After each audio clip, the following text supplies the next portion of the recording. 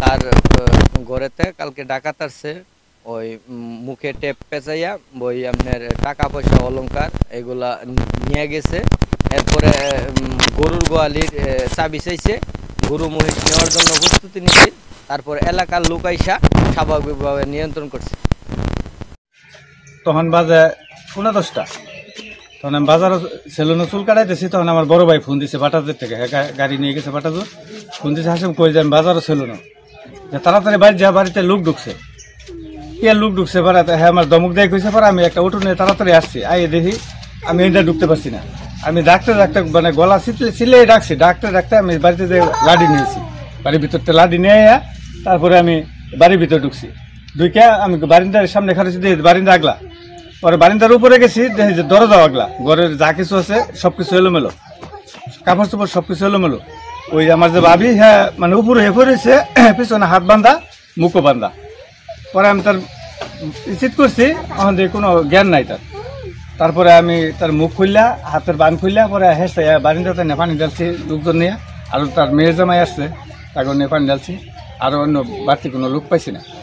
না পাওয়াতে পরে তারা সুস্থ করে পরে শুনছি যে বিস্তারিত কিভাবে কি হইল।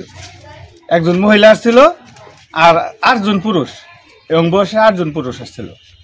তারা এইভাবে ই করছে। আর নিচে নাকের ফুলটা কামড়টা খুলে নিছে, কানের দুল নিছে, আর নগদ 19,000 টাকা নিছে। বাড়ি আমার বাইস্তা বউ।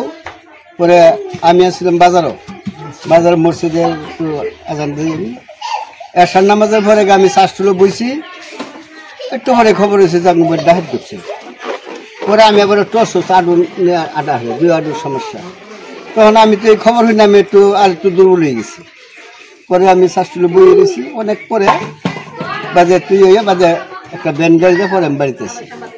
এই তো শুনি যে এই অবস্থা ডাহাত ঢুকছি। এইভাবে আমার বাইস্তা গড়গার ঢুকছি, তারা ডাহাইতেও ভিতরে ঢুকছে, ঢুকে বাদে বাঁধছে।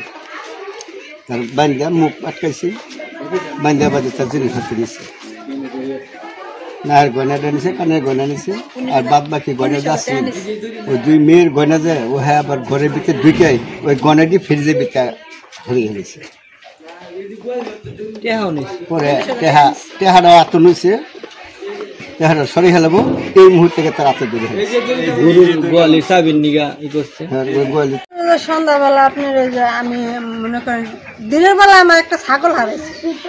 ওই ছাগল সারাদিনই আমি খুঁজতেছি। খোঁজার পরে সন্ধ্যাবেলা বাড়িতে আইসি আমার গরু আছে, মহিষ আছে, সব কিছু আছে। মানে সব কিছু গুছাইয়া আমি আজকে সন্ধ্যার আগেই, মানে রাত্রি হয় নাই, ওই গুয়ালে তালা দিছি, গেটে তালা দেওয়ার পরে আমি ঘরের পরে মনে করেন যে এই 9টা অনুমান 9টা 9:30 দিকে আমি গেট খুলে আবার বাহিরে যাবো, বাথরুমে যাবো, আবার গুয়াল আসবো। তো আমি যখন গেটটা খুলছি, গেট খোলার সাথে সাথে ওই দিকে থেকে 2 পাশে থেকে আমার 2 জনে হাত ধরছি। গেট খুলে বাহিরে যখন বাইরেছি, তখন দুইজনে হাত ধরার পর একটা মহিলা ছিল, ওই মহিলাটা যায় আমার সরাসরি গলার মধ্যে ধরছে।